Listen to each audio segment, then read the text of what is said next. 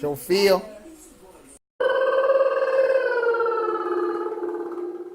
Ha ha! Alright, cool. Come on, let's get out of here. Make sure you like and subscribe. Welcome to another episode of Joseph Bristol Show.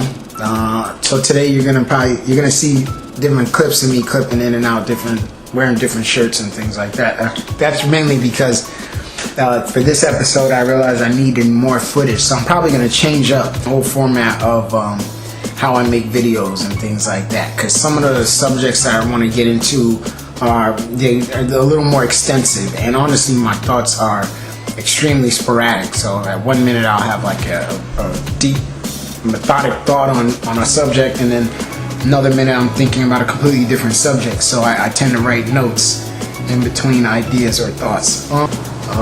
On today's episode, I want to talk about the difference between family, friends, and relatives. And the reason why this is important is I think that in our society we mix and confuse up the titles of people, and I think it's important that everybody understands their connections to one another, so that way it's easier to know how you'll have a better filter for when it's time to make harder moral decisions. So family it doesn't have to be people that you are genetically related to. Your family is your core support, your core group of people, the people who bring you the most joy, you feel the closest to, the ones who support you. So if you're adopted, this is your family, this is the people who support you, who have been there for you, who watched over you, who protected you, who said nice things to you, encouraged you, supported your dreams, your goals, and ambitions. And your family doesn't have to actually be related to you. Your relatives, on the other hand, are people who are genetically related to you. So their genetic pattern is very similar to your genetic pattern, thus making them your relatives. Relative mean relatively close genetic pattern. And then there are strangers, and that category is for everybody else. Friends, co-workers, acquaintances, lovers, spouses, all that falls into the stranger category. And it's important that we know the titles and the titles for each person. And the reason why this is important is this allows us to know exactly how much of ourselves to give to a person, not based solely on their title. And if you do it like that, it still kind of works out the same, because the titles that you're giving people are not just, random titles that you're just giving out to anyone. Every single person plays a specific role in your life. Their importance is prioritized based on their title.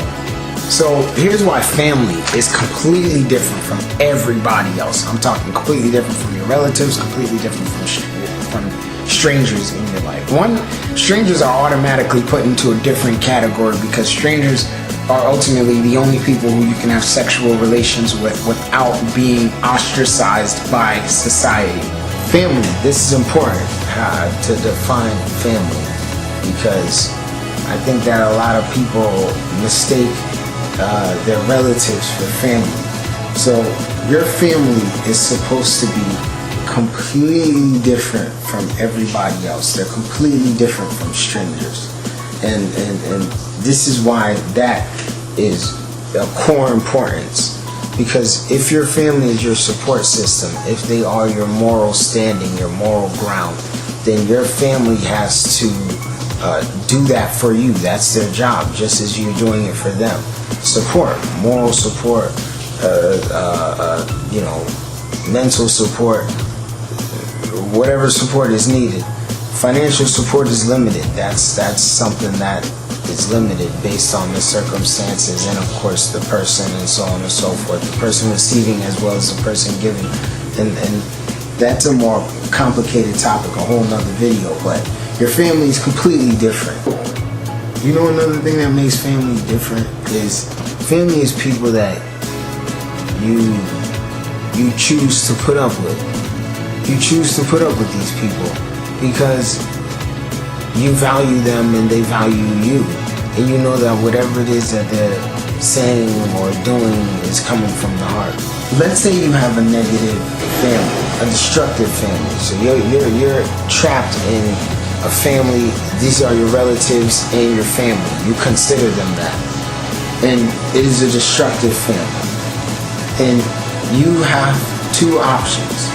You can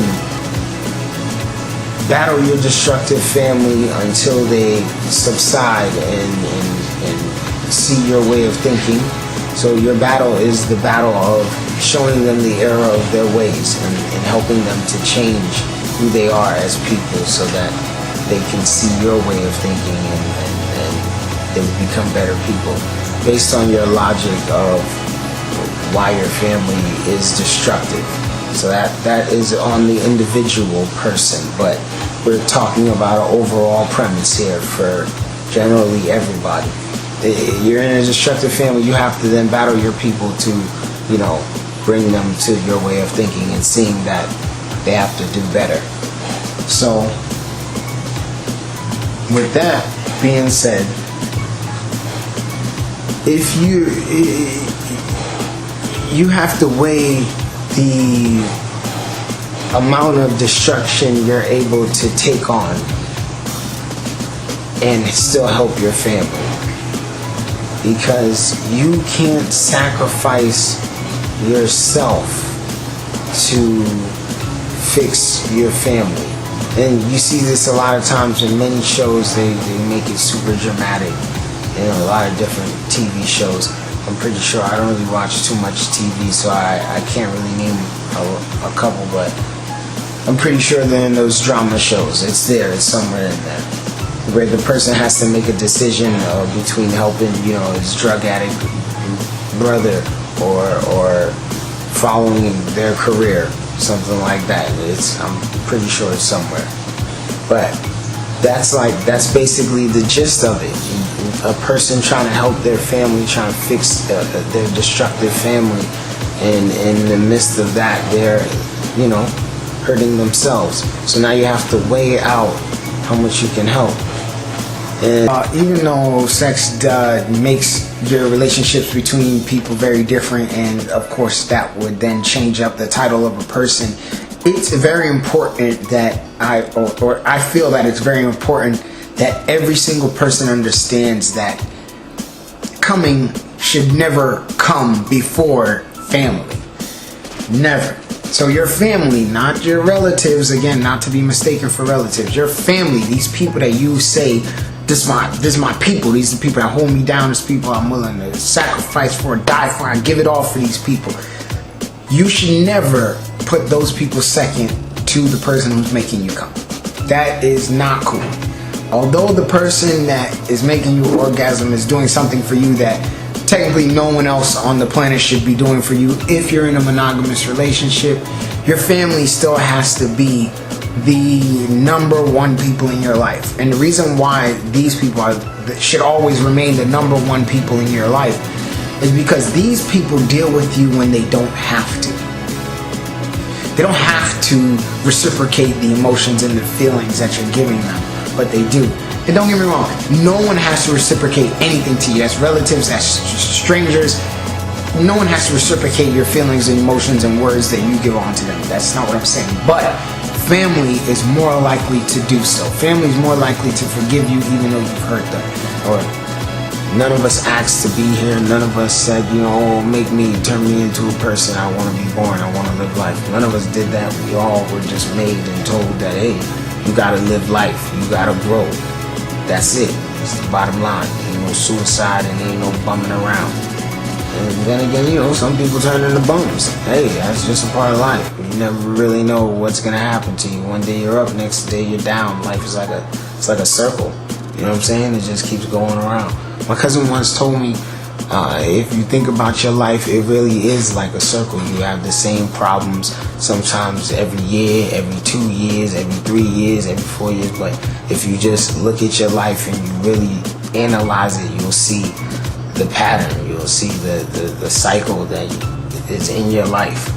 And once you can identify that, you can break the cycle. And that advice really changed my life, so I'm sharing it. And to be said too that no one is entitled to your respect or your love or your gratitude. You don't have to give anybody anything, not your body, not your time, none of that. You don't have to do that, because you're a person, and every single one of us are people. Every single one of us is alive. So because of that, that is the only thing that matters, not a person's title. Regardless of the title of that person, regardless, if you are hurtful to your kids should not respect you. You're hurtful. You don't respect them. Why should they respect you? If you're nasty and hurtful to your spouse, why should your spouse respect you if you don't respect your spouse? So if you're not giving somebody something, don't expect them to give it back to you. And then another thing is, even if you are giving them love and respect and kindness, they still don't have to give it back to you. But if they don't, now it's on you to evaluate your worth and your value and how it is that you want people to treat you or be perceived. And that way you can decide what it is that you're going to do moving forward to make this other person respect you and treat you the way that it is that you desire to be treated. Because we all teach people how to treat us. But the fact that we're all alive, so I'm the same way you living and breathing and walking and talking, I'm trying to live and breathe and walk and talk. I'm trying to do the same thing you're doing. I say it every video. That's important that we never ever forget that we're all doing the exact same thing. The difference is some of us are in different situations. Some of us have more than others. Some of us have different titles than others. Some of us, we all are living different lives, but we all are alive. So because of that, you gotta just chill. You gotta chill and let everybody live. You gotta let everybody live. So no one is entitled to your respect. The same way you didn't ask to be here, no one else asked to be here. We all just trying to make it through every single day and go to sleep, wake up the next day. Every single one of us. People who party, people who study, all of us. We just trying to go to sleep every day and wake up the next day and live and survive and prosper and have more. Even the bums. That's why they out here begging for change, because they trying to live. They trying to prosper. They ain't have no money yesterday. Now they gotta beg, get some money, do what they gotta do. Boom, now they broke again. Up the next day, I gotta get some money, I gotta get some more. They're trying to prosper. Everybody doing the same thing. Rich men on Wall Street doing the same thing. We all doing the same thing. So we just gotta respect that. But you gotta know who people are and what their position is, so that you know your position, so that you can play that, so that you know your value, so that you know your worth. You know what you bring to the table in every single person's life that you touch. And you have to decide whether or not that person is bringing you down or helping you prosper, because that's all that matters in life, is prospering. If that's what we're all trying to do, prospering, it means living. And that's not getting money, that's however you prosper. It don't matter, as long as it's legal. I'm not telling nobody to do nothing illegal, because that ain't right. I'm just saying that ain't right. Let's just do what we supposed to do and handle things the way we want to get it handled. If you really want to do whatever you want to do, all you got to do is get money and pay politicians. And they do it all the time. You start your company, you get money up. Once you have enough money, you go and you buy you a politician, buy you a lobbyist. And now you got somebody to go. Your lobbyist is the one who pays off the politician. That's how politics works. Unless you have a politician who runs off money on the people. That's something to think about, to keep in mind. A politician who runs solely off the money of the people. That's a politician that is listening to the people. He's accountable to the people, not big companies. So I wanted to make sure that I touched on those main points, that none of us owes anybody anything, because none of us asked to be here. We're all being forced to live. So kindness is all we can pay one another, to be honest. And with that being said, man, I appreciate you watching another episode of the Joseph Bristol Show. As far as personal information is concerned, with my book, I've sent it out to my editor who's going to take a look at it. I also sent it out to a couple other people who are reading it or have read it and have given me their review, their thoughts on the story. So I'm just slowly waiting for all the reviews to come back in so I can, double check my story, make sure that it's all well and nice. And then I'll probably post up the reviews that people have given me. I'll probably post that up on my social media. Thanks for watching another episode of the Joseph Bristol Show. And come on, guys, let's all remember that we're all out here just trying to do the same thing. Survive and be happy. Make sure you like and subscribe.